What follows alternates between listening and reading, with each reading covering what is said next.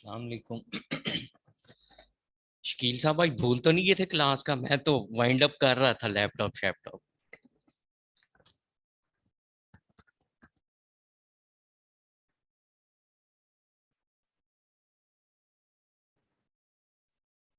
Student क्या हाल है जी? पीछे वाले में किसी को कोई मसला मसाइल कोई चीज समझ ना आई हो पिछले लेक्चर में तो क्वेश्चन पूछ सकते हैं।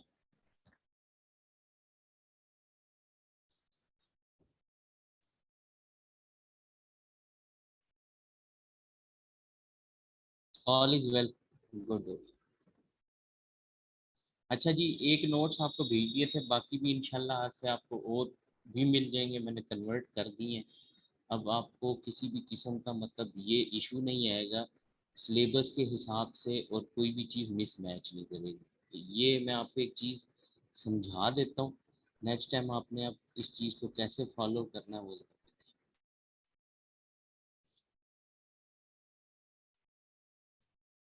ये आपकी कोर्स आउटलाइन, ठीक है। आज अब हमने जो पोर्शन स्टार्ट करना है, आपके सिलेबस में ये ग्रिड बनी हुई है, ये सिलेबस रेफरेंस नंबर है, ठीक है। आगे ये portion business analysis on the basis of IT, ये टॉपिक्स हैं सारे, ठीक है। बिल्कुल स्पेसिफिक एरियाज जो कि आपने कवर करने हैं, ठीक है। तो ये सारी की सारी चीज़ें इसी में।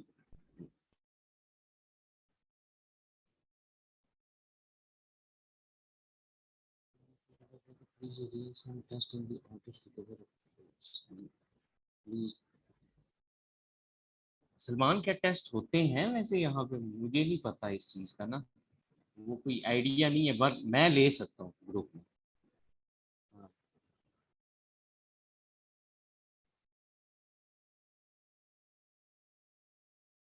अच्छा, मैं बता देता हूँ। बेसिकली ये लेवल 3 का मतलब यहाँ पे ये देखें, ये सिलेबस रेफरेंस नंबर है ना, ये डिफरेंट उसने ग्रिड्स बनाई हुई, कोर्स को ना डिवाइड किया हुआ।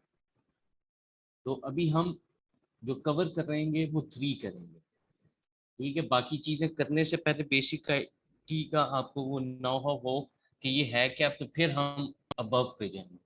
तो यहाँ पे ये जो मेंशन हुआ है ना 3, वो ये है, और जो टॉपिक वाइज है ना सारे, वो आपके यूं ये ABCD, ये देखें यहाँ पे, ये जैसे ये है A, identify the characteristics of big data and different types and sources of data, ठीक है। वो आपके पेपर के अंदर ये इन्हीं चीज़ों को फॉलो करता है बनाते हुए, ठीक है। ये यूं, तो ये पहले यही आपका बिग डेटा, उसके बाद हम डेटा एनालिटिक्स के ऊपर जाएंगे, फिर यूं ही साइबर रिस्क के ऊपर, और फिर ये क्लाउड अकाउंटिंग। तो ये समझे आपकी ज़िंदगी आसान है। चलेंगे स्टार्ट करते हैं, टेस्ट का कुछ अरेंज करते हैं। अच्छा जी, ड्यू टू हाई ग्लोबलाइजेशन।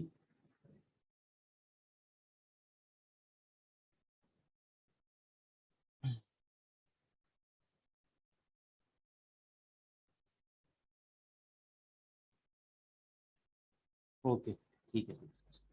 अच्छा, ड्यू टू ग्लोबलाइजेशन ना, सबसे ज़्यादा कंपनीज को जो एक मेन प्रॉब्लम है, वो ये प्रॉब्लम आया कि पहले जिस तरह के ऑर्गेनाइजेशनल स्ट्रक्चर्स होते थे, उनके अंदर बहुत ज़्यादा मॉडिफिकेशन है। वो मॉडिफिकेशंस बेसिकली किस वजह से आई?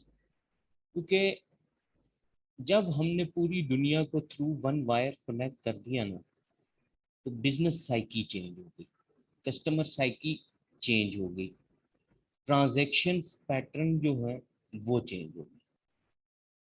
अब इसका इम्पैक्ट ये पड़ा कि पहले तो कंपनी सिर्फ क्या करती थी, अपने बुक्स ऑफ अकाउंट को मेंटेन करती थी। कंपनी में सिर्फ डेटा का कॉन्सेप्ट क्या होता था, जो ट्रांजैक्शंस अगर होती हैं हम उन्हें बुक ऑफ अकाउंट्स में रिकॉर्ड करें, फाइनेंशियल स्टेटमेंट्स बना दें, तो काम खत्म। और ट्रेडिशनल ऑर्गेनाइजेशंस के अंदर जो रिकॉर्ड कीपिंग में कस्टमर रिकॉर्ड या सप्लायर रिकॉर्ड का कॉन्सेप्ट था ना, वो ना होने के बराबर था। टिपिकली जिस तरह से डेटा को मेंटेन करना चाहिए था वो नहीं होता। अब हुआ क्या, एक ग्लोबलाइजेशन फिनोमिना, दूसरा फिर लास्ट 2-3 साल से आप देखोगे जो कोरोना का इम्पैक्ट हो गया, इसने एक चीज ओरिजिनेट ज्यादा कर दी। ये जो वर्चुअल ऑर्गेनाइजेशंस है ना, इनका कॉन्सेप्ट ज्यादा। वर्चुअल ऑर्गेनाइजेशन मतलब ऐसी ऑर्गेनाइजेशन जिनकी फिजिकल प्रेजेंस कोई नहीं, लोग घर से बैठ के बिजनेस ऑपरेट कर रहे हैं, वर्क फ्रॉम होम का कॉन्सेप्ट ज्यादा हो गया। फिर पहले जो ट्रेडिशनल बिजनेस बेसिस थी ना कंपटीशन की, वो होती थी प्राइस क्वालिटी। कंपटीशन बेसिस भी चेंज हो गया, अब कंपटीशन होता on the basis of technology. और यहाँ पे क्योंकि जब अब टेक्नोलॉजी का रोल बहुत ज़्यादा हो गया बिजनेस के अंदर, और कन्वर्जन हुई बिजनेस की वर्चुअल ऑर्गेनाइजेशंस की तरफ, तो यहाँ पे एक फिनोमिना जो जनरेट हुआ वो ये हुआ कि ऑनलाइन सेलिंग एंड परचेजिंग का कॉन्सेप्ट हो गया था। क्यों हुआ? Due to greater choice availability की वजह से, due to high competitive pricing की वजह से, कहीं पे भी कस्टमर बैठ के किसी भी कंट्री से, किसी भी कंपनी से कोई भी प्रोडक्ट परचेज कर सकते। अच्छा, ये जो हमारे यहाँ दुनिया में तो ये आइडियाज मेच्योर हो गए हैं, बट हमारे यहाँ अभी तक इनिशियल फेजेस पे।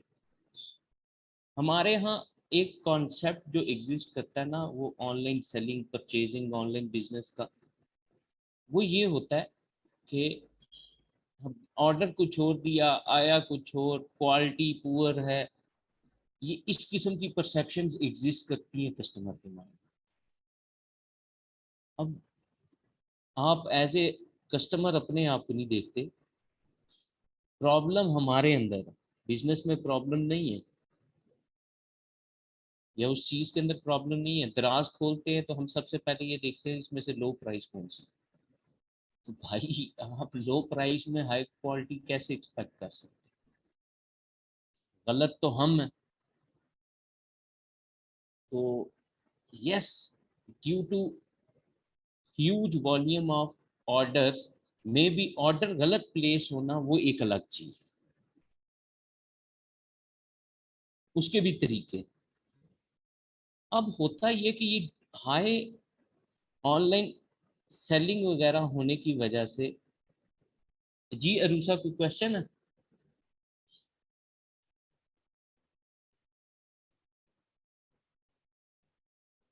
अच्छा, due to high selling and purchasing की वजह से अब मसला ये हुआ, ये ऑनलाइन बिजनेसेस सिर्फ अब एक टाइप की ट्रांजैक्शन नहीं देखते, मल्टीपल टाइप की ट्रांजैक्शन। पहले तो वो कैश ट्रांजैक्शन का या चेक पे आप पेमेंट्स जो रिसीव करते थे या पे करते थे सिर्फ उसका होता था। अब तो ये जो ऑनलाइन ट्रांजैक्शन होती हैं, ये फिनोमिना भी कंपनी ने डील कर। अच्छा, इसका एडवांटेज क्या हुआ है कंपनीज को कि कस्टमर रिकॉर्ड कीपिंग जो थी ना, या सप्लायर का रिकॉर्ड था, वो बहुत ज़्यादा सोफिस्टिकेटेड हो गया, बहुत ज़्यादा डिटेल्ड हो गया। देखिए, आप कोई भी ऑनलाइन ऑर्डर करते हैं प्रोडक्ट, सारी आप डिटेल अपनी कंपनी के साथ शेयर करें। हर कंपनी के पास जिससे आपने ऑर्डर कोई भी पर्टिकुलर दिया, उसके पास आपका रिकॉर्ड। कंपनीज के लिए ये सबसे बड़ा एडवांटेज हो गया कि वो अब हर टाइम पे डायरेक्टली एंगेज हैं अपने कस्टमर्स के साथ। कंपनीज को भी ज्यादा बेटर मैनर में पता चल गया कि हमारा कस्टमर हमसे चाहता है। ये रीजन है कि मोस्टली इस ड्यूरेशन में ना, लास्ट 8 to 10 years में, जो प्रोडक्ट बेस्ड कंपनीज थी ना, वो कस्टमर ओरिएंटेड पे ट्रांसफर। कस्टमर क्या चाहता है, बड़ी बड़ी एग्जांपल्स आपके पास है, नोकिया की एग्जांपल आपके पास है। उसके बाद आपके पास ब्लैकबेरी की एग्जांपल है। ये वही कंपनीज थी जो कि कहती थी हम स्मार्टफोन्स में पहली बात जाएंगे नहीं, जाएंगे तो फिर हम जिस तरह ब्लैकबेरी के अपना ऑपरेटिंग सिस्टम, क्यों ब्लैकबेरी को एंड्रॉयड बेस पे जाना पड़ गया। अब एक कंपनी दूसरी कंपनी पे जो कंपटीशन है वो ये कस्टमर बेस्ड कंपटीशन हो रहा है कि किस तरह से किस कंपनी के कस्टमर की इंफॉर्मेशन ली जा सकती है। जिस कंपनी के पास अपने कस्टमर का डेटा है या ये उसको प्रोटेक्ट करती है। क्यों? क्योंकि अगर ये डेटा किसी और कंपेटिटर के हाथ लग गया तो वो उसको नेगेटिव मैनर में यूज करके तो आपसे आपका बिजनेस लूज करवा सकते।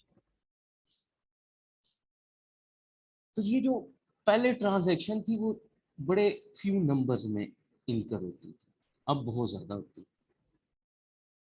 तो ये बिग डेटा का कॉन्सेप्ट ओरिजिनेट कहाँ से हुआ है? ड्यू टू डिजिटलाइजेशन या कंप्यूटराइजेशन की वजह से, इंटरनेट की वजह से ज़्यादा हो। पहले आप कॉन्सेप्ट एक आया कि लोग फाइल स्टोर करते थे फ्लॉपीज वगैरह में, या उसके बाद कॉन्सेप्ट आया सीडीज डीवीडीज का कॉन्सेप्ट आया, देन फ्लैश ड्राइव्स का कॉन्सेप्ट आया। अब ऑफ साइट लोकेशन यूज होती हैं डेटा को स्टोर करने के लिए। फिर मेल्स में अब लोग रखते हैं, कहीं पे भी किसी भी टाइम के ऊपर access easy. Common storage location वो यूज की जाती है, वन ड्राइव, गूगल ड्राइव।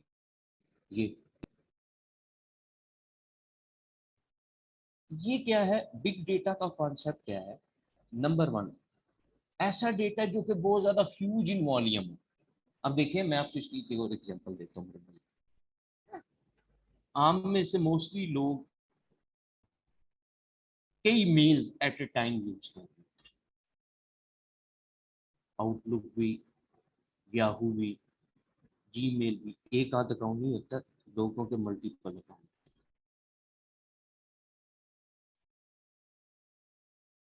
तो बिल्कुल वैसे ही जैसे फेसबुक पे आपके मल्टीपल अकाउंट होते हैं, चंगे भले मर्द भी जनानियां बन के मैसेज कर रहे होते हैं, क्या कह सकते हैं।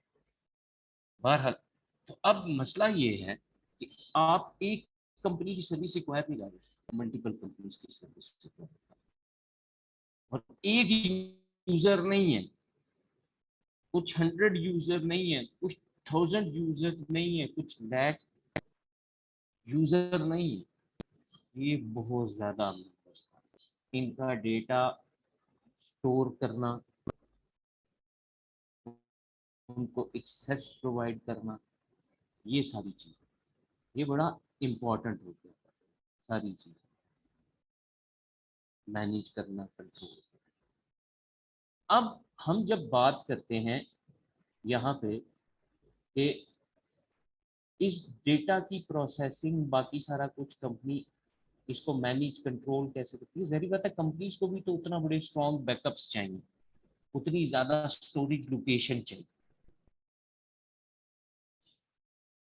तो यहाँ पे ये जो कॉन्सेप्ट है ना, ये इम्पोर्टेंट ज़्यादा इस वजह से हो गया क्योंकि इसकी वजह से कंपनी की कॉस्ट और बाकी जो की कॉन्सेप्ट थे वो बहुत ज़्यादा चले गए। तो बिग डेटा बेसिकली क्या है? ये सिंपल डेटा की तरह ही है, इसका कोई ये नहीं है कि पता नहीं कोई शायद डेटा की कोई अलग से टाइप आ गई है या पता नहीं क्या चीज़ होगी। नो, ये वही डेटा है, बट ऐसा डेटा के जो कि ह्यूज वॉल्यूम के अंदर हो, नंबर वन। और इसकी प्रोसेसिंग या इसको जो डील करें हम, वो ट्रेडिशनल डेटा प्रोसेसिंग सिस्टम के हिसाब से डील नहीं किया जा सकता। मतलब ट्रेडिशनल डेटा प्रोसेसिंग सिस्टम के हिसाब से इसका जो है ना, ये कहें आपके जो प्रॉब्लम का इशू है वो हम नहीं एड्रेस कर सकते।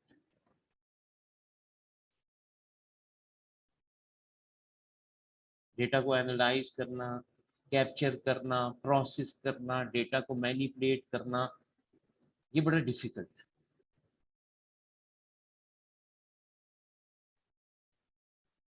तो ये एक अलग से डोमेन ओरिजिनेट की गई बिग डेटा के नाम से, कि इसकी processing, data mining, data story, data analysis, data sharing, data visualisation, ये सारी चीजें क्या है, अब अलग फिनोमिना के ऊपर डील की जाती है। कॉन्सेप्ट आईटी का चेंज। अच्छा, अब हम बार बार क्योंकि वर्ड यूज करेंगे आईटी का। अच्छा, मोस्टली लोगों का आईटी के बारे में कॉन्सेप्ट क्या होता है, computer, computer system, computer lab, IT department जनाब जी, वो कंप्यूटर को डील करते। नहीं, आईटी बेसिकली क्या है, इन दो वर्ड्स का कॉम्बिनेशन है। Number one, information and technology. अब ये देखें, ये जो बिग डेटा है ना, डेटा का है, हमने बिग इंफॉर्मेशन नहीं कहा। इ- अच्छा, अगर मैं आपसे मोस्टली लोगों से पूछूं ना इंफॉर्मेशन क्या होती है, तो वो कहेंगे जी डेटा। नो, इंफॉर्मेशन क्या होती है, प्रोसेस्ड फॉर्म ऑफ डेटा। कि डेटा को जब हम यूजफुल फॉर्म में कन्वर्ट करते हैं, अब यहाँ से सुने, ये आपकी सारी बेस क्लियर होगी कि बेसिकली जब हम डेटा को यूजफुल फॉर्म में कन्वर्ट करेंगे तो वो क्या बनेगी, इंफॉर्मेशन। ये बिल्कुल वैसे ही है जैसे प्रोडक्शन के प्रोसेस में इनपुट को ट्रांसफॉर्म करके आउटपुट में कन्वर्ट किया जाता है। तो यहाँ पे भी इनपुट आपके पास क्या है, डेटा है, जिसको आपने प्रोसेस करना है और ट्रांसफॉर्म करना है किसके अंदर, आउटपुट, जो कि आपकी क्या होगी, इंफॉर्मेशन। और अब कॉमन सेंस है कि इस इंफॉर्मेशन का यूज क्या होगा, कहाँ पे यूज होती है इंफॉर्मेशन, डिसीजन मेकिंग। अब देखिए, ट्रेडिशनल बेसिस ऑफ बिजनेस क्यों चेंज हो गए, और अब मॉडर्नाइजेशन की अगर हम बात करें, तो हर कंपनी के अंदर ये मैनेजमेंट सिस्टम्स हैं, आईटी सिस्टम्स, कंप्यूटर सिस्टम्स हैं, सॉफ्टवेयर्स हैं, ये सारी चीजें चेंज हो गई हैं कॉन्सेप्ट। अब कोई human within the organisation को डिसीजन लेने से पहले सॉफ्टवेयर की सपोर्ट हर हाल में यूज करता है, इंफॉर्मेशन सिस्टम की सपोर्ट हर हाल में यूज की जाती है। क्योंकि मे बी ह्यूमन गलत हो सकता है, सॉफ्टवेयर को तो जो आप सात चीज कहेंगे, इंस्ट्रक्शंस जैसी देंगे या ये, वो तो आपको आउटपुट वो ही करके देंगे। तो आप इसका मतलब है आप किसी और के साथ, वो क्या कहते हैं उसको, मशवरा कर रहे हैं, किसी और से उसकी राय ले रहे हैं।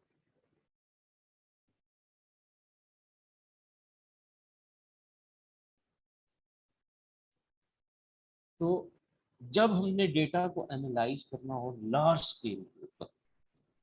स्केल के ऊपर उसको प्रोसेस करना हो, तो बेसिकली ये आपका क्या कॉन्सेप्ट है, बिग डेटा का concept।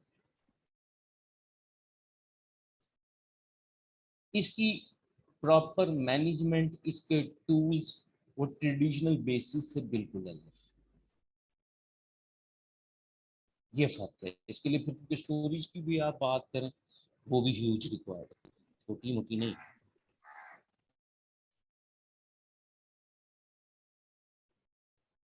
करेक्टरिस्टिक्स क्या है जी बिग डेटा के, नंबर वन, सबसे पहली चीज, वॉल्यूम।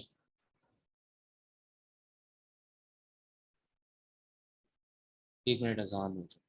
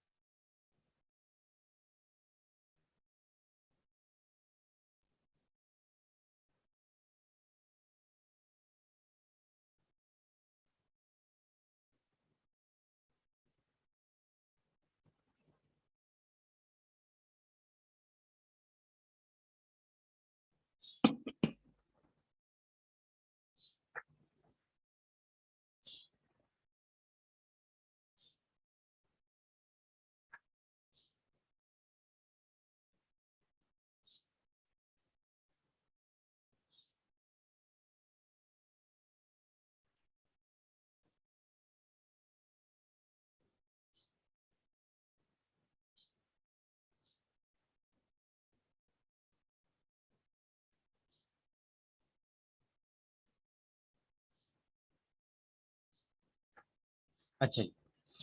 अच्छा, अब करेक्टरिस्टिक्स की बात करें, खसूसियत क्या है जी? Number one, volume. अच्छा, अब ये मतलब नहीं है कि आपके पास कोई डेटा है वो ज़्यादा क्वांटिटी में अवेलेबल है तो वो बिग डेटा में कंसीडर किया जाएगा। नो, कुछ केबीज, कुछ एमबीज, कुछ जीपीज नहीं, ये टेराबाइट से ऊपर की गई, कई टेराबाइट्स। तो यहाँ पे वॉल्यूम एक ऐसा करेक्टरिस्टिक है जो कि इसको ट्रेडिशनल डेटा से बिग डेटा में आपको क्लासिफाई करने में हेल्प करेगी। नंबर टू, अब ये सिंगल करेक्टरिस्टिक कुछ भी नहीं है कि जिसकी बेसिस पे हम कह सके अच्छा वॉल्यूम भी हम कहें तो ये क्या होगा big data. No, big data में दूसरा ये जो करेक्टरिस्टिक है ये ज्यादा इंपॉर्टेंट, वो क्या है? वैरायटी, यानी कि डेटा की हेट्रोजेनिटी। हेट्रोजीनियस का मतलब है एक तरह का डेटा नहीं है, वो होमोजीनियस होगा। हेट्रोजीनियस का मतलब ये डेटा की नेचर अलग है, वो स्ट्रक्चर्ड भी हो सकता है, अनस्ट्रक्चर्ड हो सकता है। ये भी हम बात करते हैं क्योंकि ये डेटा की टाइप्स है, बिग डेटा में ये आगे आ रहा है, ये स्ट्रक्चर्ड, अनस्ट्रक्चर्ड, सेमी स्ट्रक्चर्ड, ये क्या होगा बारह डिफरेंट फॉर्म में होगा। ऑफिस की बात करें, जो माइक्रोसॉफ्ट की प्रोडक्ट है, उसमें Excel, Word, PowerPoint, Access, किसी भी फॉर्म, पीडीएफ्स में, फोटोज, वीडियोस, ऑडियोज, ईमेल्स, किसी भी फॉर्म में। अब मसला यहाँ पे यही होता है कि इनकी स्टोरिंग, इनकी माइनिंग, इनका एनालिसिस, फिर अब क्योंकि फाइल टाइप अलग हो गई है, प्रोसेसिंग भी अलग होगी।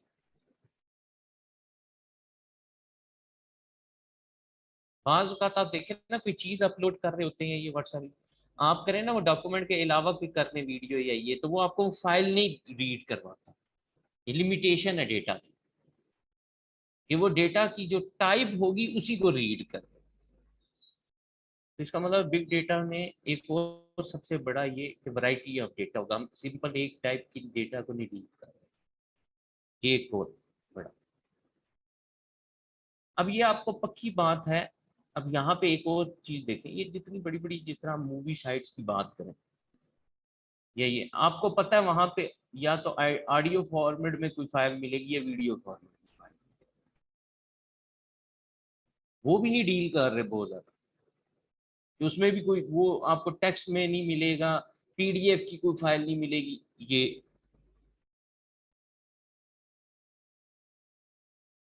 तो वैरायटी बहुत इंपॉर्टेंट, जो कि बिग डेटा को क्लासिफाई करने में अपना रोल प्ले करती है। देन वेलोसिटी, वेलोसिटी बोलते हैं speed of generation of data, कितनी जल्दी डेटा अकर होता है, कितनी जल्दी ट्रांसफॉर्म होता है, कितनी जल्दी उसको आपने नेक्स्ट लेवल के ऊपर पास करना होता है, सर्कुलेशन कितनी।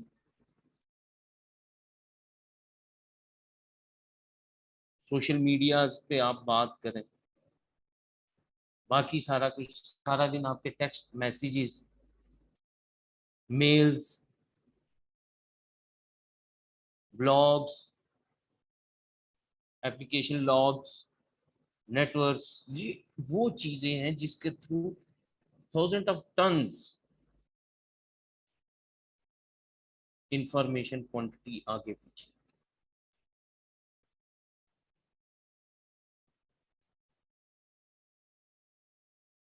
और कंटिन्यूअसली ये डेटा का फ्लो कंटिन्यूअसली रहता है।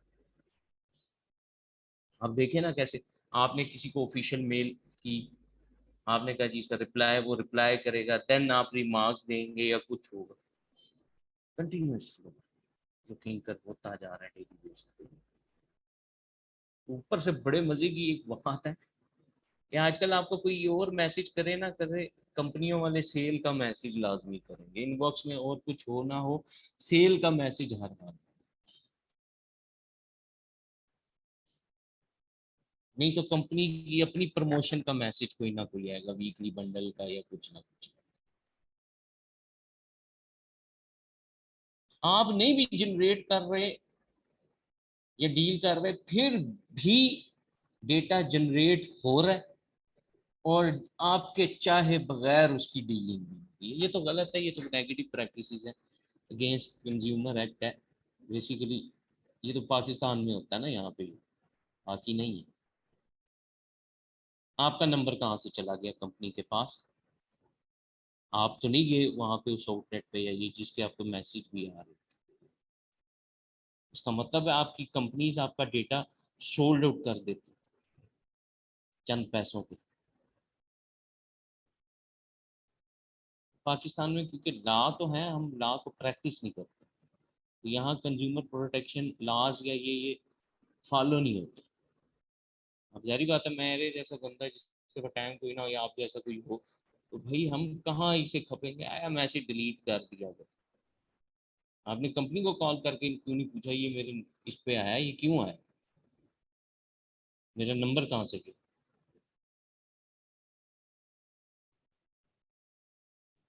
ये भी आगे आ रहा है डिटेल में प्रॉब्लम, फुल देखते हैं। उसके बाद है वेरिएबिलिटी। तो अब हम जब बात करते हैं वेरिएबिलिटी की, तो वेरिएबिलिटी में क्या है, डेटा इनकंसिस्टेंट है। हम कहना कंसिस्टेंट है, हमेशा फ्लो एक ही तरह का होगा, एक ही डेट पे, एक ही टाइम पे, एनी टाइम।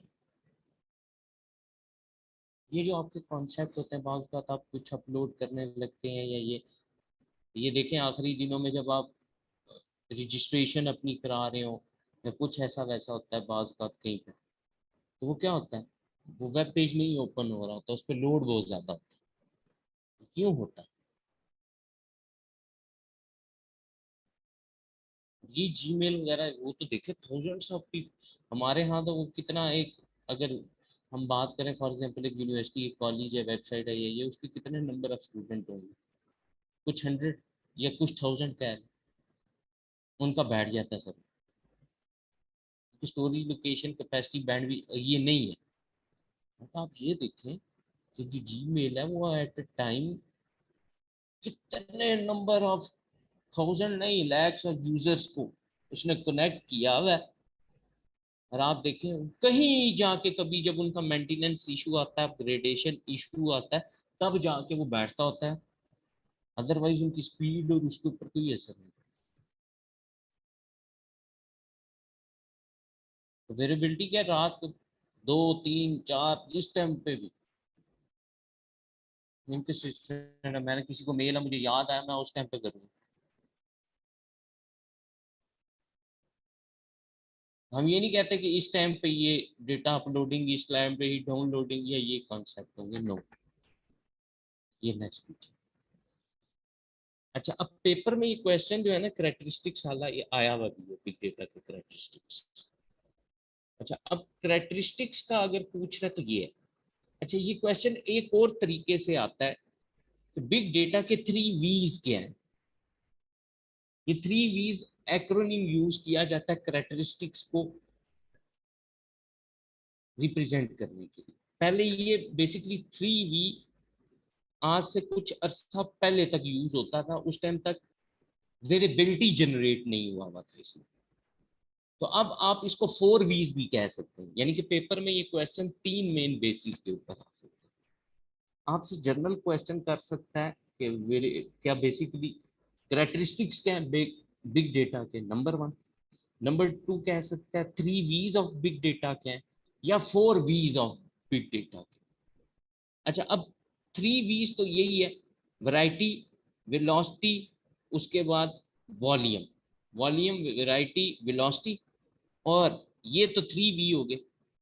और 4 V अगर क्वेश्चन आता है तो उसमें आपने कौन सी चीज ऐड करनी है, वेरिएबिलिटी है। और जर्नल करेक्टरिस्टिक की बात करें तो भी आपने क्या लिखने हैं, वो 4 V ही लिखने, वॉल्यूम, वैरायटी, वेलोसिटी, वेरिएबिलिटी। तो ये वही है, ये कोई अलग से चीज नहीं है 3 V, या ये वही है करेक्टरिस्टिक्स, सिंपल। आगे चलते, अब जैसे मैंने पहले कहा था कि टाइप्स आएंगी, उसको हम डिटेल में डिस्कस करेंगे। तो अब हम बात करते हैं टाइप्स ऑफ डेटा कौन से हैं।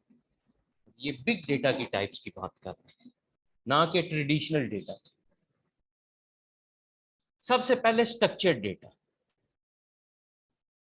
स्ट्रक्चर्ड डेटा बेसिकली वो होता है जिस ऐसा डेटा जिसका अपना स्पेसिफिक ओन मॉडल होता है, उसकी स्पेसिफिक कोई कह लें कि लैंग्वेज होगी, उसका स्पेसिफिक कोई डेटा फ्लो होगा, उसके अपने डेटा के कुछ स्पेसिफिक कैरेक्टरिस्टिक्स होंगे, और जो ये डेटा होगा जिस भी फॉर्म में होगा ये वो वेल डिफाइंड, वेल स्ट्रक्चर्ड होगा और कंसिस्टेंट होगा।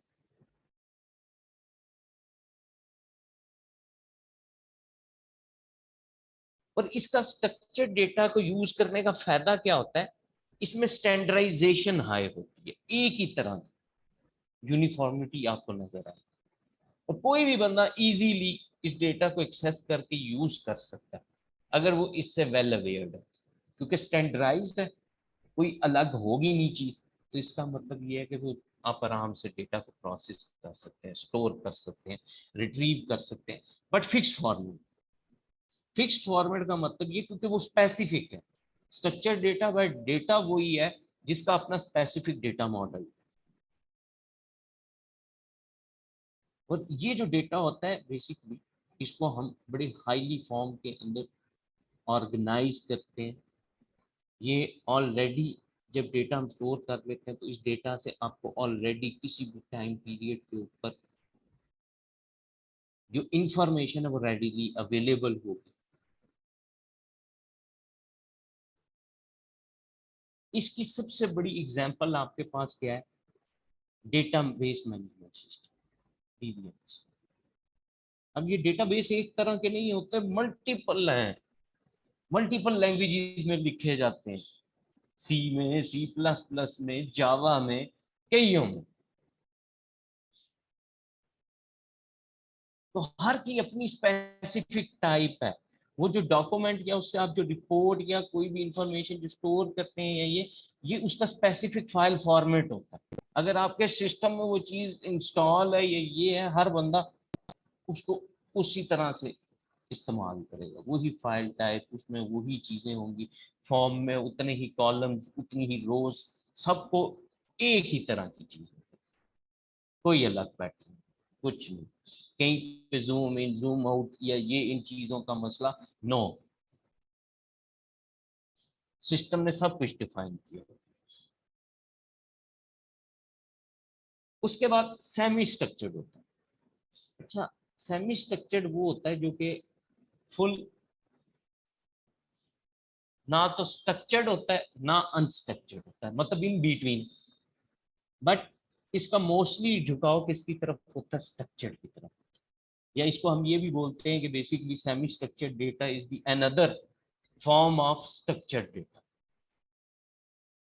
अच्छा, अब इसमें डेटा में क्या चीज है, अच्छा स्ट्रक्चर्ड डेटा में भी एक चीज होता है, इसकी इनहेरिटेड प्रॉपर्टीज होती है। इनहेरिटेड प्रॉपर्टीज का मतलब ये है कि जिस कंपनी ने वो डेटाबेस सिस्टम बनाया या जिस बंदे ने बनाया, जिस लैंग्वेज में बनाया, आपको वो फाइल आएगी स्पेसिफिक, उस फाइल की पर्टिकुलर कुछ प्रॉपर्टीज होंगी। वो जब दूसरे डेटाबेस की बात करें, वो अगर किसी और लैंग्वेज में है या ये, वो इन प्रॉपर्टीज को रीड नहीं कर सकते। इसी तरह से ये जो सेमी स्ट्रक्चर्ड है इसमें फ्यू प्रॉपर्टीज होती है इनहेरिट।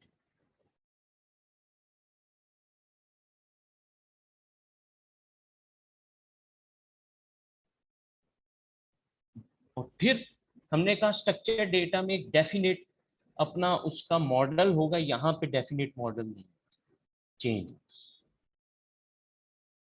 हम जिस चीज को एक चीज बोलते होते हैं कंपैटिबिलिटी, इसका मतलब है स्ट्रक्चर डेटा में कंपैटिबिलिटी इशू होंगे, सेमी स्ट्रक्चर में भी फ्यू होंगे, बट इतने ज्यादा हम कहें तो वो रिजिडिटी या ये चीज नहीं है। बट इसका फॉर्मल एक, जिस तरह आपने स्ट्रक्चर्ड डेटा में पढ़ा के फॉर्मल स्ट्रक्चर होगा, इसका बिल्कुल कोई हाईली यूनिक फॉर्मल स्ट्रक्चर नहीं है।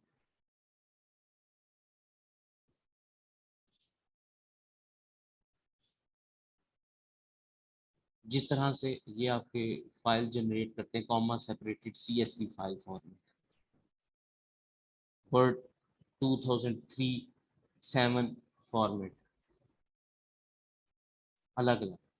अब कई सॉफ्टवेयर जिसमें आप डेटा को इंपोर्ट करते हैं या ये वो CSV फाइल रीड करते हैं सिंपल, बट उसमें कुछ डेफिनेटेड रूल्स होते हैं CSV फाइल, कुछ इसकी इनहेरिटेड प्रॉपर्टीज हैं, बट जब आप इसको किसी और सॉफ्टवेयर के अंदर इस फाइल को रीड करवाएं या ये, तो वो उसकी प्रॉपर्टीज के साथ मिसमैच नहीं करती ये चीज। और बात सिस्टम्स ऐसे हैं क्योंकि वो स्ट्रक्चर्ड सिस्टम्स होंगे कि जो कि फिर इनको रीड ही नहीं कर सकते, वो वाले एप्लीकेशन में भी इस फाइल फॉर्मेट को रीड ही नहीं कर सकते।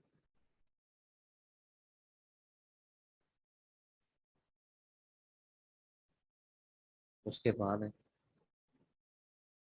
Unstructured data. किसी किस्म का कोई स्पेसिफिक फॉर्म, स्ट्रक्चर्ड कुछ भी एग्जिस्ट नहीं करता किसी भी चीज में से, कुछ भी।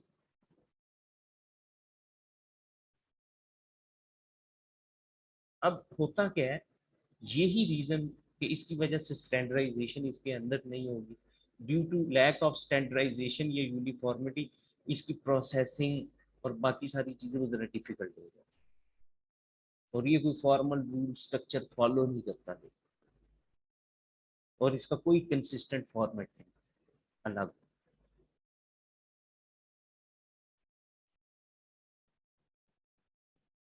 जैसे audio files, video files, images, email अलग। देखिए ना, कई ऐसे वीडियो फाइल्स होती है वो मीडिया प्लेयर आपका रन नहीं करता, उसके लिए आपको कोडिक पैक यूज करना पड़ता है या VLC प्लेयर या other type of players use करना। MPV फाइल्स होती, MP4 फाइल्स हैं, MP3 है, MP5 है, ये डिफरेंट फाइल फॉर्मेट्स हैं और सब सेम नहीं। यूट्यूब से हटा के आप डाउनलोड कर रहे हैं तो वो देखें आपको कितनी बड़ी लिस्ट फेंक कर जी किस फाइल फॉर्मेट में आप इसको करना चाहते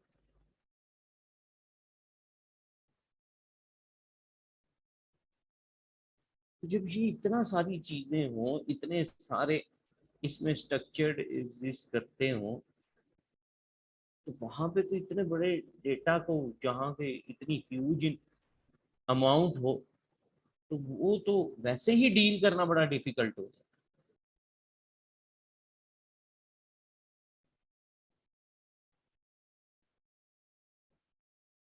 एडवांटेजेस की बात करें, क्या एडवांटेजेस है? बिग डेटा की मदद से आप प्रिडिक्टिव एनालिसिस कर सकते हो। इतना बड़ी इंफॉर्मेशन रिकॉर्ड है, कौन सा एस्पेक्ट छुट्टा होगा यार, कुछ भी नहीं। इसकी वजह से ये हुआ है बिजनेसेस को एडवांटेज के, बिजनेस के ऑपरेशनल रिस्क होते हैं ना, वो बहुत ज्यादा नहीं है। हर ट्रांजेक्शन, हर चीज store day to day. Basically organisation में टीम मैनेजमेंट लेवल है, ऑपरेशनल, टैक्टिकल, स्ट्रेटेजी, सबसे ज्यादा डिटेल्ड लेवल होता है ऑपरेशनल, क्योंकि ये लोग डायरेक्टली इन्वॉल्व होते हैं ऑपरेशंस के अंदर।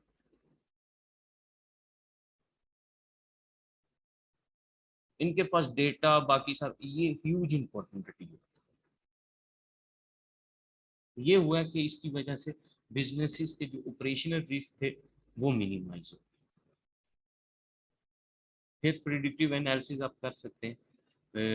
जैसे आप बात करें फोरकास्टिंग के लिए, बिजनेस को आप ग्रो करना चाह रहे हैं, ये चीज देखना चाह रहे हैं, ट्रेंड क्या जा रहा है, ये कस्टमर की नीड्स को एनालाइज करना चाह रहे हैं, इजीली किया है। फिर कई तरह के मल्टीमीडिया प्लेटफॉर्म्स आपको अवेलेबल हैं जिसके ऊपर ये बिग डेटा शेयर किया जाता है, यूट्यूब, जिस तरह इंस्टाग्राम, बहुत सारी चीज।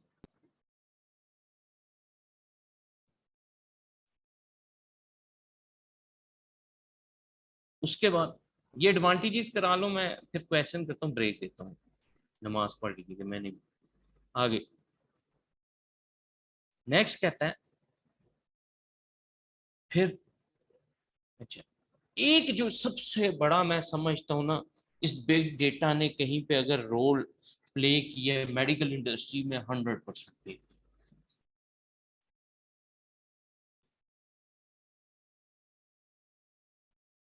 हमारे यहाँ तो अभी तक नहीं, कुछ प्राइवेट हॉस्पिटल्स में शायद है कॉन्सेप्ट। बहरहाल सरकार की हद तक तो अभी नहीं है। बाकी ये हुआ दो तीन कॉन्सेप्ट्स। ये जो टेली मेडिसिन का कॉन्सेप्ट है, उसके बाद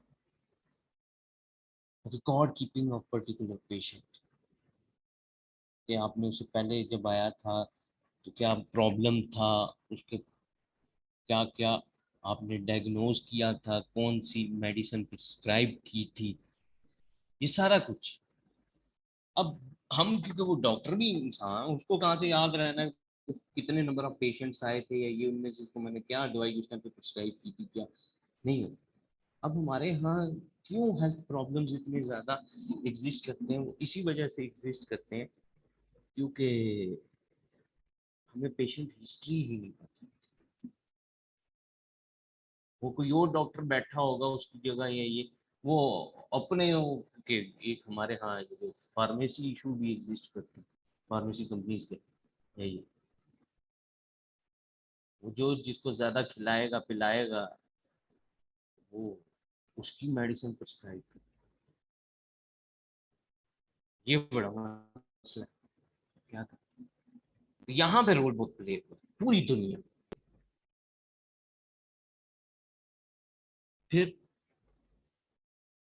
कस्टमर बेस्ड कंपनीज जो थी ना, मैंने आपको पहले बताया, इसकी ओरिजिनेशन दुनिया में ज्यादा ट्रांसफॉर्म हो गई कंपनीज कस्टमर ओरिएंटेड। जो बिजनेसेस थे पहले प्रोडक्ट ओरिएंटेड थे, जिन कंपनीज की ये साइकी थी कि हम तो अपने हिसाब की प्रोडक्ट लॉन्च करेंगे, कस्टमर ने परचेज करनी है तो करे, नहीं करनी तो किसी और से परचेज नहीं। कस्टमर की नीड्स को जब तक आप एंटिसिपेट नहीं करेंगे, आज की डेट में कंपनी का सर्वाइवल नहीं है, नहीं है या बहुत ही डिफिकल्ट। आपको सस्टेनेबल ग्रोथ के लिए बहुत सारी चीजें जो कि कस्टमर चाहता है, परसीव करता है, उसकी इमेजिनेशन में एक, ऐसी भी दुनिया में कंपनीज हैं, इतनी टॉप की कंपनीज हैं, कस्टमर की इमेजिनेशन को वो फिजिकल गुड के अंदर transform करते हैं। सिर्फ आप सोचते हैं, उनको बताते हैं, वो चीज बिल्कुल वैसे ही जैसे जेंट्स या लेडीज अपने कपड़े सिलाने जाते हैं, टेलर को बताते हैं इसका यूं चीज रखनी है, ये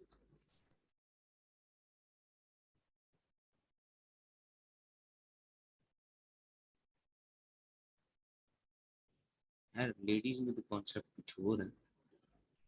यहाँ तो दर्जी से रात को कैंची गलत चल जाए, वो नेक्स्ट डे का लेडीज फैशन होता है। बहरहाल कंपनीज तो ये चीजें सारी सोचती हैं, ऐसी तो नहीं लॉन्च करती। कपड़ों में जो ट्रेंड्स चलते हैं, कलर स्कीम्स होती हैं, ये सारा कुछ कस्टमर परसेप्शन के, जो चाह रहा है कस्टमर वो चीज देनी। चीज बिकेगी तब सेल्स आप कहाँ से शो करेंगे, इनकम स्टेटमेंट कहाँ से कैश आएगा, रेवेन्यू कहाँ से आएगा, कस्टमर अगर आपकी प्रोडक्ट की परचेज नहीं करे।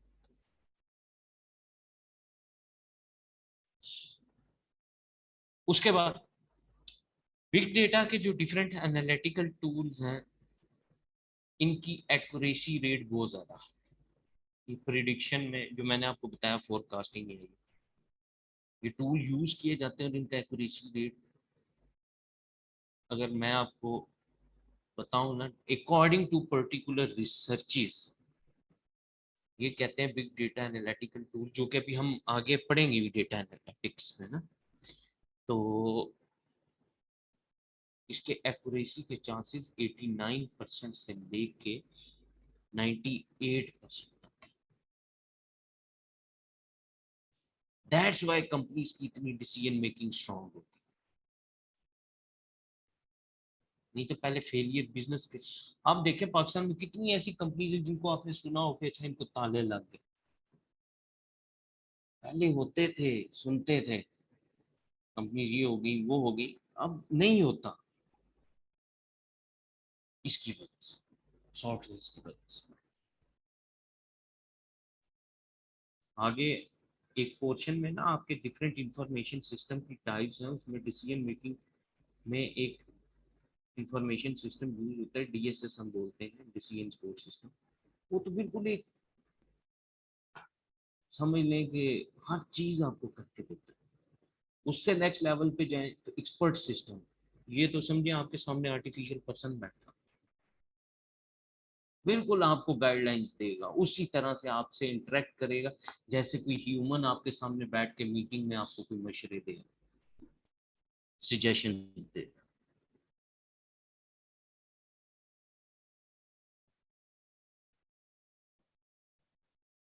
उसके बाद सेल्स वॉल्यूम इंक्रीज हो गए, रेवेन्यू इंक्रीज हो गए। अच्छे दो फर्क होते हैं। मोस्टली लोग अकाउंटिंग में भी ये कहते हैं सेल्स लिखो रेवेन्यू लिखो, एक ही बात है ये बेसिकली अकाउंटिंग भी दो मेन अप्रोचेज हैं, दो स्टैंडर्ड्स पे करते होते हैं, ब्रिटिश और अमेरिकन। हम क्योंकि ब्रिटिश रीजन के ज़्यादा करीब रहे या ये, तो वो हमारे यहाँ जितनी बुक्स ऑफ अकाउंट मिलती हैं उसमें सेल्स का वर्ड मोस्ट प्रोमिनेंटली मिलता है। बुक्स पढ़ाई जाती हैं पढ़ी जाती हैं उनके अंदर सेल अफजल वगैरह ये सेल्स लिखा होगा। अमेरिकन में आप देखें ये तो वो आपको मिलेगा रेवेन्यू का वर्ड मोस्ट। जब मार्केटिंग कॉन्टेक्स्ट के अंदर अगर हम बात करें सेल्स या रेवेन्यू की, सेल्स बेसिकली एक प्रोसेस, उस प्रोसेस के थ्रू जो कैश जनरेट होता है उसको क्या बोला जाता है, रेवेन्यू। सेल प्रोसेस वो टेक्निक है जिसके थ्रू आप रेवेन्यू अर्न करते हैं। रेवेन्यू क्या होता है, प्राइस मल्टीप्लाई बाय क्वांटिटी, उस प्रोसेस से जो कैश जनरेट।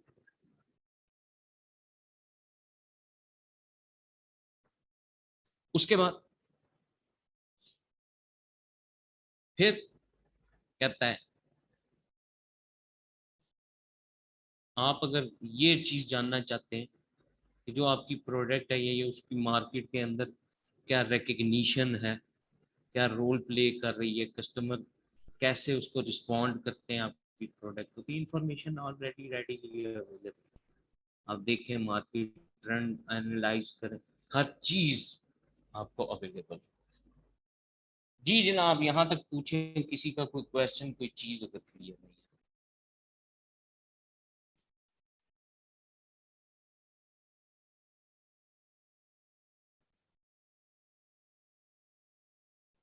सब क्लियर, ऑल इज वेल।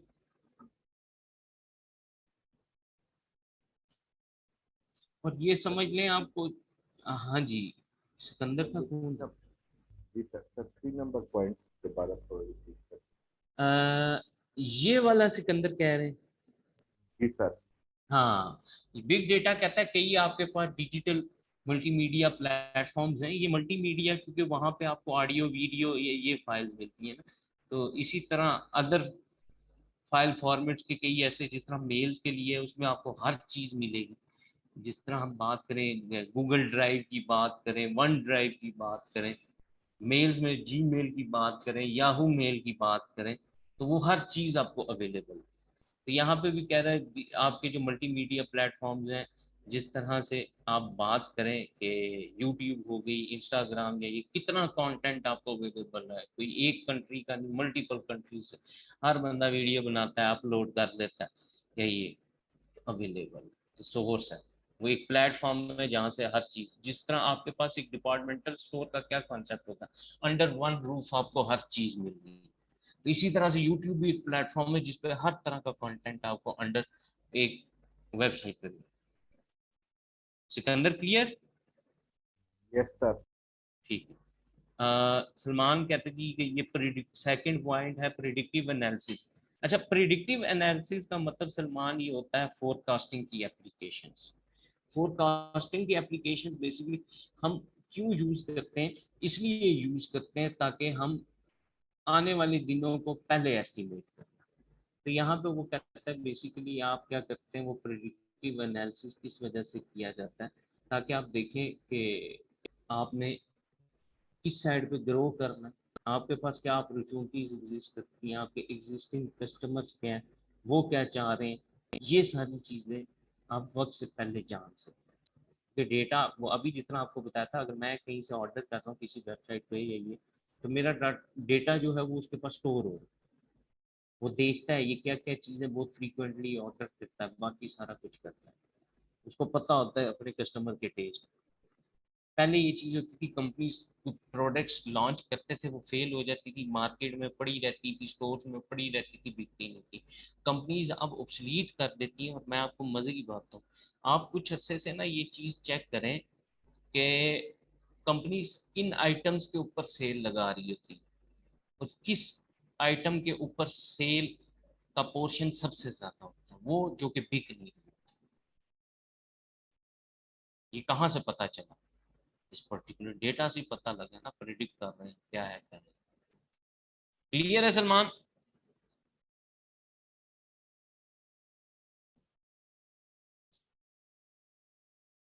कोई बात नहीं।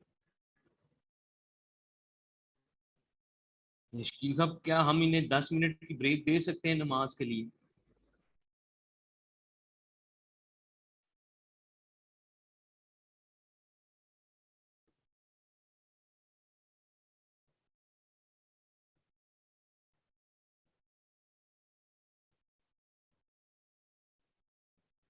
तशरीफ साहब खुद नमाज के पढ़ने की नहीं।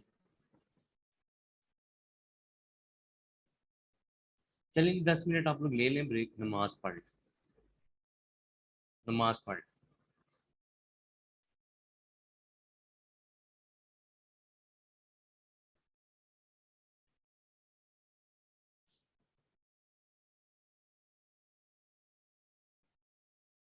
5:16 हो गए, 26 पे मैं दोबारा स्टार्ट।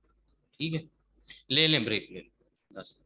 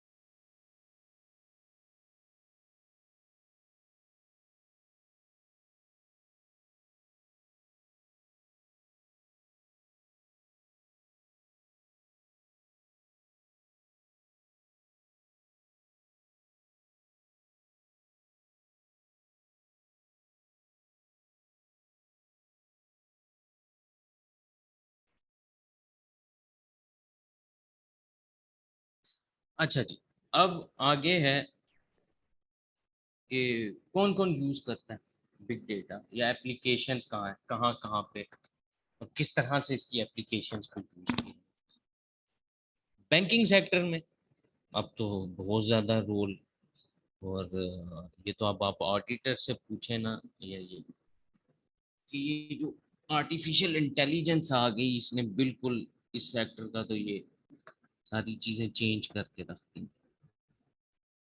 फिर इतनी ज़्यादा ट्रांजैक्शंस, इतना ज़्यादा डेटा, बिग डेटा टूल्स जो है ना यहाँ पे यूज़ किए जाते हैं फ्रॉड को डिटेक्ट करने के लिए, फ्रॉड को प्रिवेंट करने। सारी बात उसका कंट्रोल क्या होगा, प्रिवेंशन फ्रॉम फ्रॉड। तो आप ट्रैक करते हैं ये जो ट्रांजैक्शंस होती हैं डेबिट कार्ड क्रेडिट कार्ड से, या ऑनलाइन ट्रांजैक्शंस हो रही होती हैं, तो बिग डेटा टूल इसमें भी हेल्प करता है। तो मुझे नहीं पता आप में से किसी को इस फ्रॉड की नॉलेज है या नहीं। रिसेंटली कोई साल एक पहले ना एक पकड़ा गया, एक बैंक है, बड़ा मशहूर बैंक है, टॉप बैंक्स में से एक है, उसकी यहाँ इस्लामाबाद की एक ब्रांच में एक बंदा पकड़ा गया, एम्प्लॉय उनका। वो करता पता क्या करता था, वो बड़ी मेन ब्रांच थी एक जगह की, समझ लें इंडस्ट्रियल एरिया की ब्रांच थी, समझना क्या थी वही। तो वहां पे ना एक बंदा, वो करता क्या था, वो हर अकाउंट में से ना कस्टमर के 1 रुपया निकालता था, उसको यानी कि वो डेबिट अपने अकाउंट में डाल देता था, 1 रुपया। अब 1 रुपए की पोस्टिंग या ये कहाँ से होगी, कोई समझ नहीं है, नहीं पता लगता ना। अच्छा हुआ क्या, पकड़े कहाँ से गए जनाब, और ये उसने 4-5 साल से करता आ रहा था।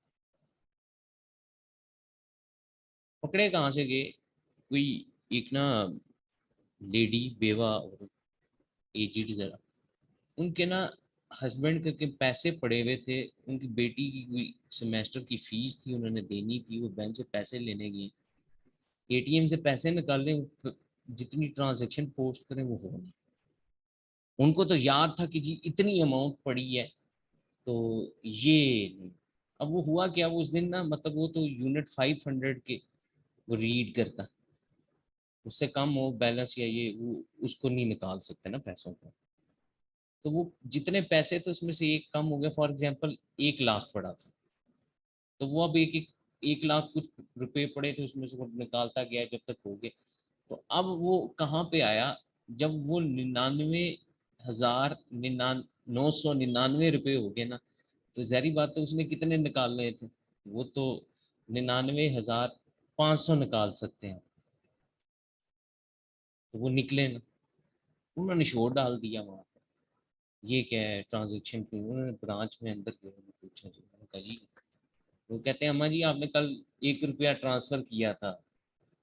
मैंने 1 रुपया किसे ट्रांस, वहां से वो बंदा पकड़ा गया जनाब, और पता नहीं वो कितने पैसे उस टाइम तक कर चुका था, आगे आप सोच सकते हैं। ये है अनयूजुअल ट्रांजेक्शन पैटर्न। अब 1 रुपया डिडक्ट हुआ हो या ये हो तो वो हम नहीं नोट करते, बट वो उस बंदे ने वो देखे हैं, वो सारों के अकाउंट से, वो अब एक कस्टमर का तो वो कई थाउजेंड्स अकाउंट थे उस ब्रांच में।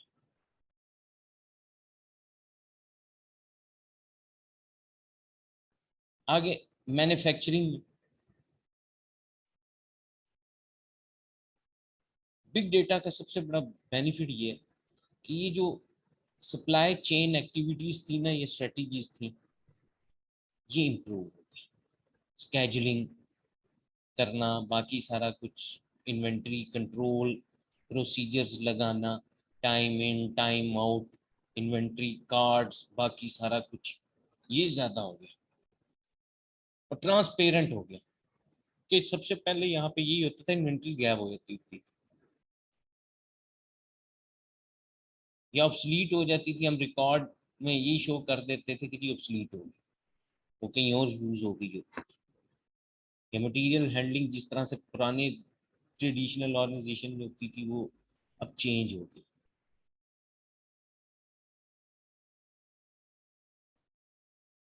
आईटी सबसे ज़्यादा मेन रोल तो यही, प्रोडक्टिविटी फंक्शनैलिटी आईटी वो हो गई, बिजनेस ऑपरेशन रिस्क मिनिमाइज हो गई, आर्टिफिशियल इंटेलिजेंस सबसे बड़ी इसकी आपके सामने प्रेजेंस।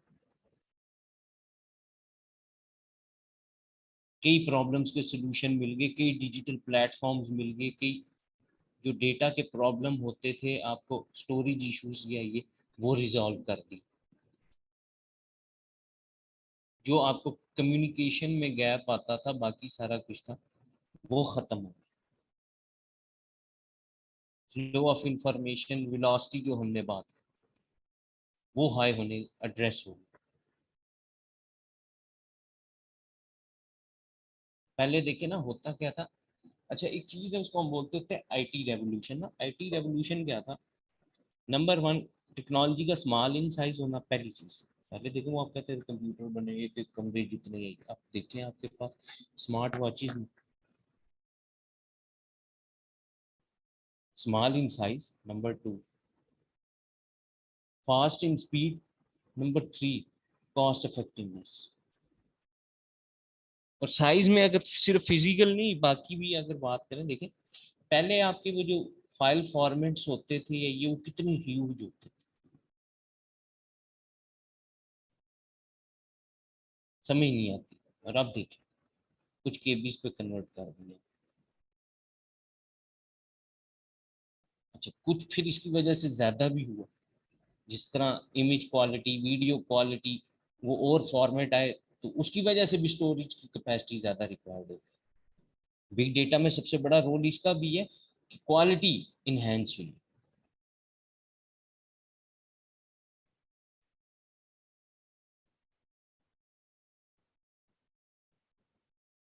तो ये जनरल है, एग्जाम्पल दी, वो आपको यूं भी कह सकता है define big data with the help of applications या with the help of example, तो आप ये उसमें लिख सकते हैं आपके पास किस तरह से काम करता है जी big data. Number one integrate, सबसे पहली स्टेप क्या है इंटीग्रेट। सारी बात है इंटीग्रेशन तो रिक्वायर्ड है, इंटीग्रेट नहीं करेंगे सारी चीजें तो कंबाइन कैसे होगा। और एक फाइल फॉर्मेट है भी नहीं, एक सोर्स से डेटा आप गैदर आज की डेट में करते भी नहीं, ट्रेडिशनल डेटा मैकेनिज्म भी चेंज हो गए, डेटा को एक्सट्रैक्ट करना ट्रांसफॉर्म करना लोड करना उसकी प्रोसेसिंग वो केबीज वाले डेटा एमबीज में चले गए, एमबीज वाले जीपीज में चले गए, जीपीज वाले टेराबाइट्स में चले गए, फिर अब तो पेटाबाइट्स तक आ गए।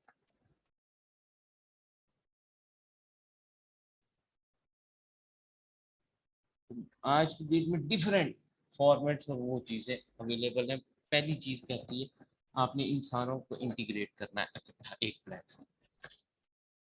अब मैं कहूँ जी अच्छा ये मेल है ये वीडियो फॉर्मेट तो सपोर्ट नहीं करती अपलोड नहीं करती है, मैंने भेजने मैं क्या करूँ, या जी ये वर्ड की फाइल को अपलोड नहीं करती तो ये क्या करें, ये तो नहीं हो सकता ना।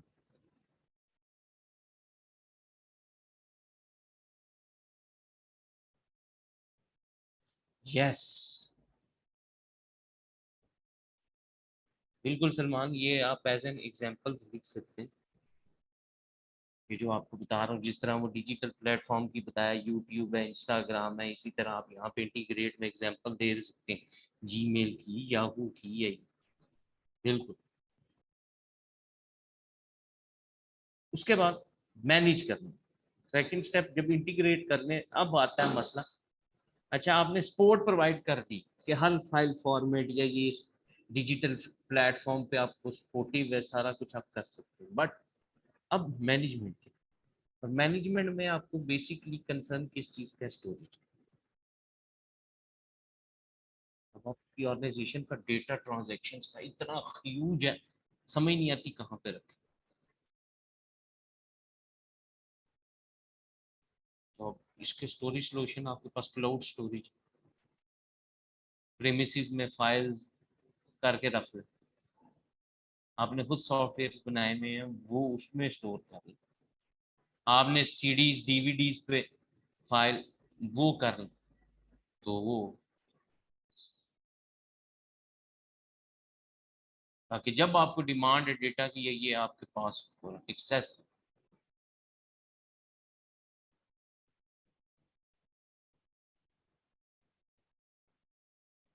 स्टोरेज फिनोमिना सबसे ज्यादा इम्पोर्टेंट, और क्लाउड स्टोरेज फिनोमिना ने तो वो ज्यादा मेन रोल प्ले किया। और इसमें भी जो ऑफ साइड लोकेशंस होती हैं, ऑफलाइन लोकेशंस, वो ज्यादा पॉपुलर हुई।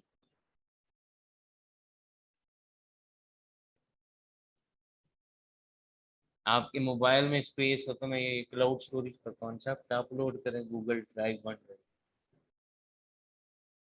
हाँ तो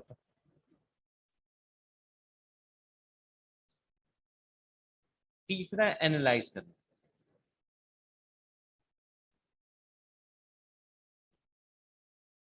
विजुअल एनालिसिस, इसको प्रोसेस करके कन्वर्ट करना अपनी यूजफुल फॉर्म में कि वो आपको कैसे मिलेगा। हम जब इसमें से डेटा की फाइल ढूंढना चाहें या ये, वो आपको कैसे मिलेगी। अब तो ये है डिफरेंट टाइप के डेटा मॉडल बना दिए कि आर्टिफिशियल इंटेलिजेंस की सबसे बड़ी एग्जाम्पल।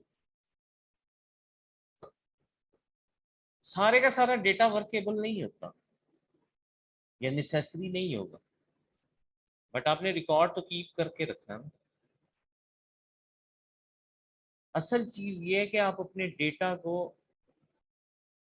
वर्केबल कैसे बनाते हैं, ये सब चीज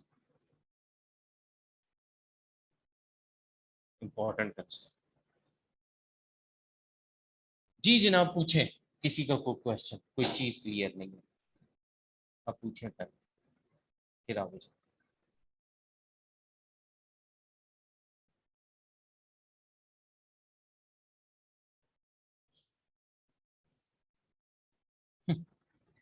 सलमान इतनी जल्दी थक जाते हैं?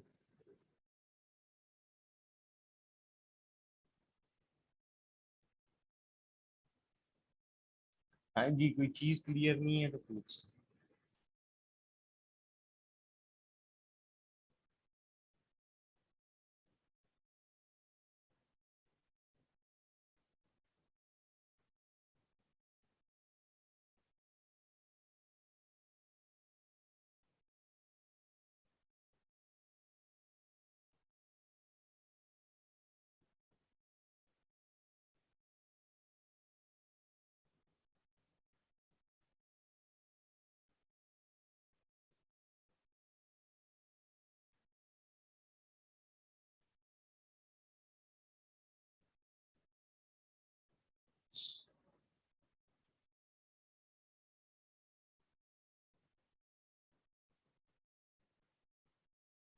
अच्छा, एक क्वेश्चन है, वो पूछ रहे हैं कि जी ये जो हमने एक पीछे पढ़ा, वो जैसे एआई लिखा हुआ था, आर्टिफिशियल इंटेलिजेंस, एमएल, क्या है ये? मशीन लैंग्वेज होता है, मशीन लैंग्वेज की एप्लीकेशन, ये कंप्यूटर की लैंग्वेज की बात कर रहे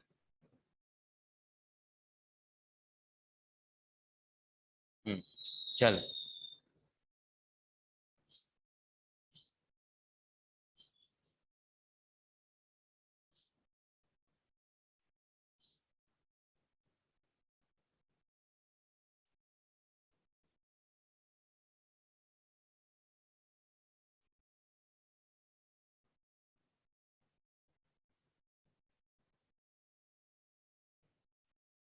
अच्छा जी, आगे चलते हैं जी।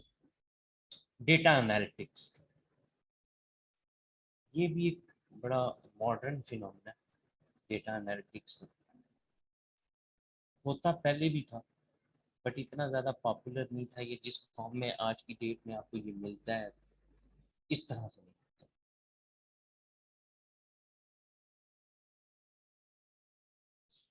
डेटा एनालिटिक्स बेसिकली क्या है? एक अप्रोच है, एक साइंस है, जिसके थ्रू हम रॉ डेटा को बेसिकली एनालाइज करते हैं इस मैनर में कि हम उसकी बेसिस के ऊपर कोई कंक्लूजन ड्रा कर सकें।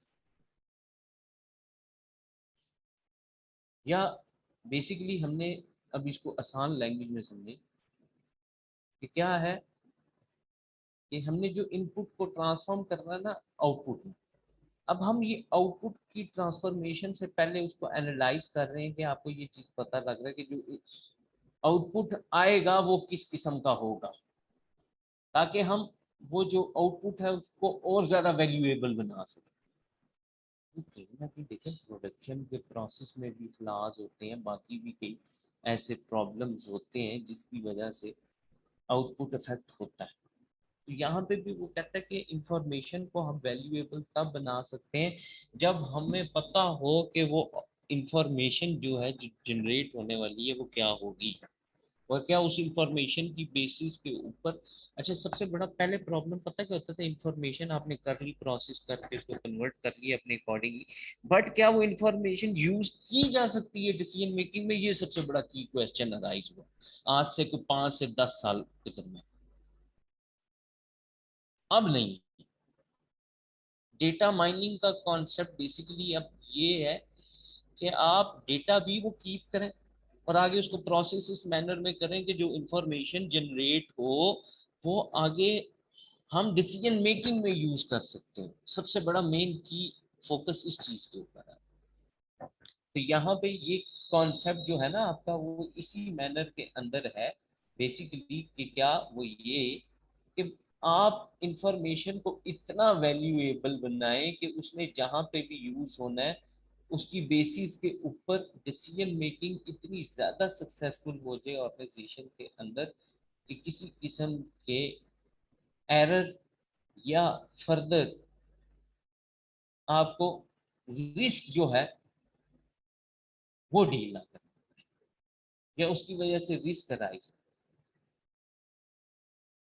तो डेटा एनालिटिक्स बेसिकली ये अप्रोच है।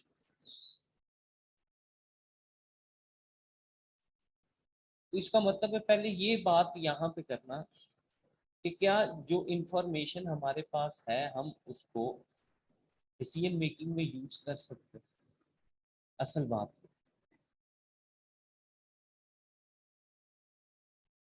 अब एक हम ना एक्रोनिम यूज करते होते हैं मैनेजमेंट में ना, बिजनेस की लैंग्वेज में, इंफॉर्मेशन का एक्यूरेट, ACCURATE, ये होना जरूरी, ये एक्रोनिम।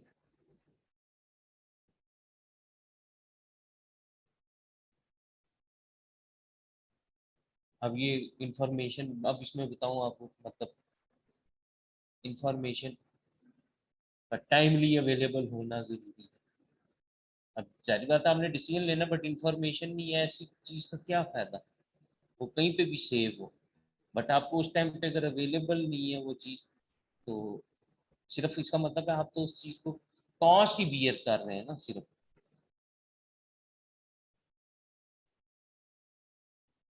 फिर कॉस्ट इफेक्टिव होनी चाहिए इंफॉर्मेशन जो आप गैदर कर रहे हैं।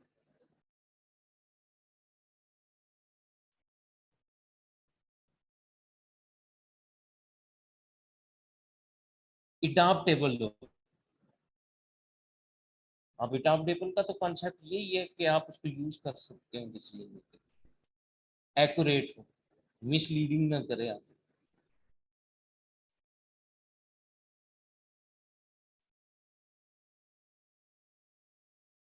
तो ये अब बड़ा जरूरी हो गया। और इसमें डेटा एनालिटिक्स में बेसिकली हम इसको करते क्या है, हर स्टेज पे यही चीज होती है हमारी कि हम क्या करें, किसी तरह से ये देख लें कि जो इंफॉर्मेशन है वो किस तरह से मोर एंड मोर वैल्यूएबल बन सकती है, ताकि उसकी बेसिस पे जो रिस्क है या हमने उसको डिसीजन मेकिंग में यूज करना है, तो उसके अगर उससे पॉसिबल कोई भी जो रिस्क एसोसिएट है वो एलिमिनेट कैसे किए जा सके, या डेटा को अब हम कहीं पे अगर फर्दर इंसाइट्स की ज़रूरत है, इंफॉर्मेशन को और ज़्यादा एक्सप्लोर करने की ज़रूरत है, डेटा माइनिंग की ज़रूरत है, तो उसको और ज़्यादा डीपली जाके हम एनालाइज कर सकते हैं। अब कहते हैं प्रोसेस क्या है यहाँ पे। नंबर वन, सबसे पहले आप डिटरमाइन करते हैं क्राइटेरिया फॉर ग्रुपिंग डेटा। आप पहले डेटा गैदर कर लिया, अब उसको ग्रुप कैसे करना है, उसके क्लस्टर्स कैसे बनाना है। अब हर कंपनी की इसमें, या हर जो कि इस डील कर रहा है इस चीज से, उसकी अप्रोच अलग है। डेमोग्राफिक ट्रेंड्स बेसिकली जो है ना हम देखते हैं वो ज्यादा फॉलो किए जाते हैं डेमोग्राफिक बेसिस पे,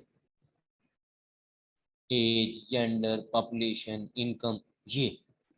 या हम न्यूमेरिकली यूज करेंगे, कैटेगोरिकली यूज करेंगे, क्वांटिटेटिव यूज करेंगे, क्वालिटेटिव यूज करेंगे, क्या करेंगे, तो ये आप डिफाइन करेंगे पहले, सबसे पहले स्टेप।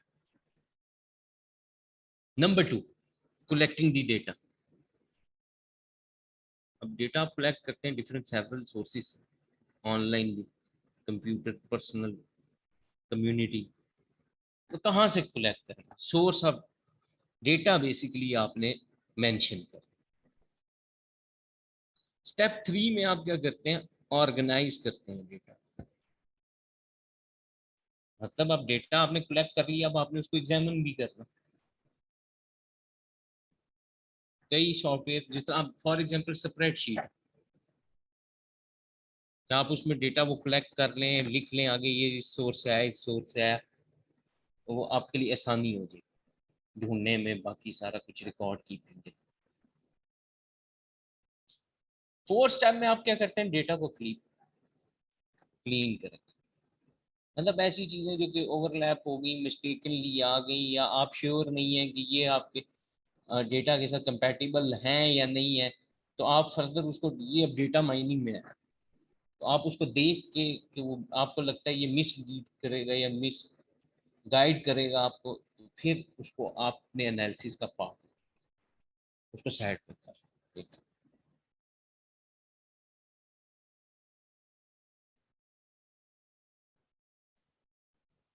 अच्छा, इसका एक एक ये मैं आपको ना यहाँ पे 2-3 बातें बड़ी इंपॉर्टेंट इस पर्सपेक्टिव में बताता हूं।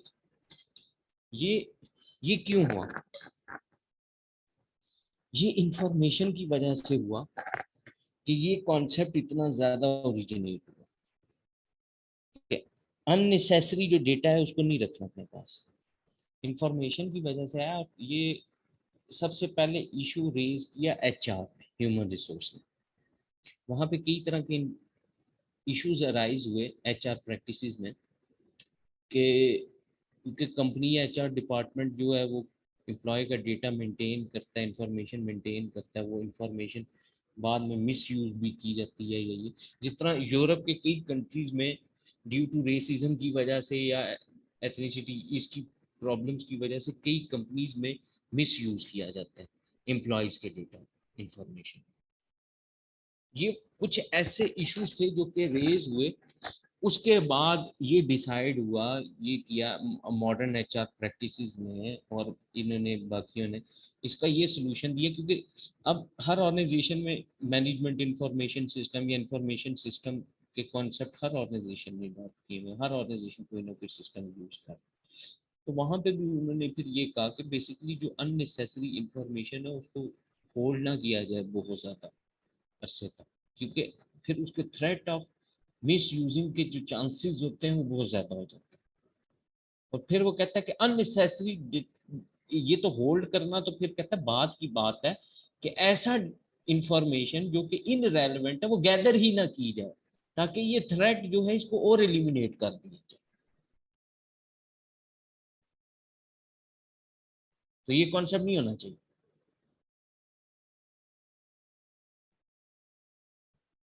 उसके बाद फिर उन्होंने कहा कि जो डेटा पुराना होता जाए उसको एलिमिनेट करते जाए। फिर साथ ही साथ यहाँ पे एक और कॉन्सेप्ट आया कि ये जो इंफॉर्मेशन है आप प्रोसेस कर रहे हैं, या ये जिस बंदे की रेलेवेंट वो इंफॉर्मेशन है, या जिस पार्टी की इंफॉर्मेशन है, उसके कंसेंट के बगैर आप उसके ऊपर ट्रीटमेंट भी नहीं कर सकते।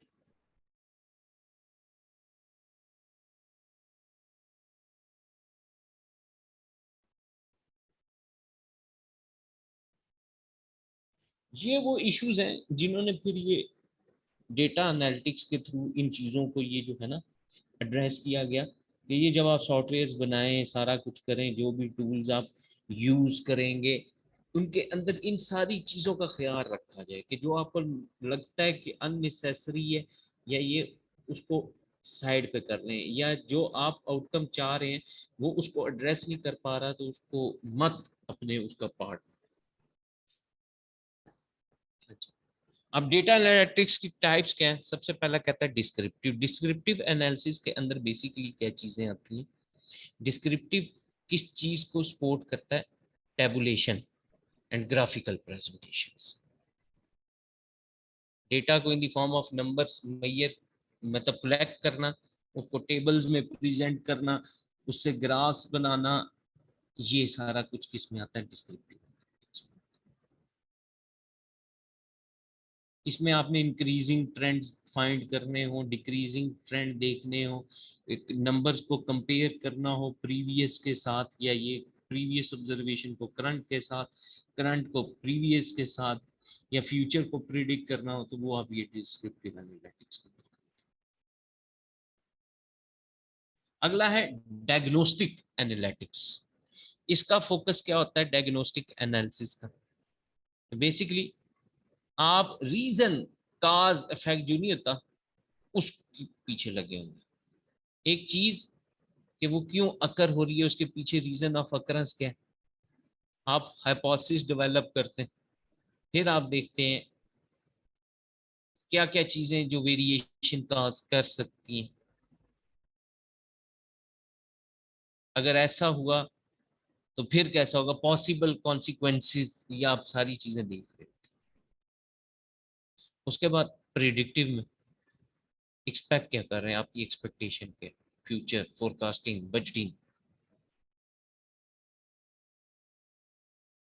पहले से। और पर्सपेक्टिव में action, strategies, course of actions,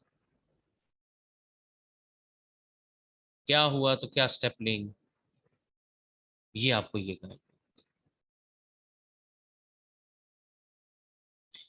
जी जनाब, पूछें यहाँ तक किसी का कोई क्वेश्चन, कोई चीज अगर क्लियर नहीं है। अब बस करते हैं। हाँ जी, पूछें कोई क्वेश्चन, कोई चीज क्लियर।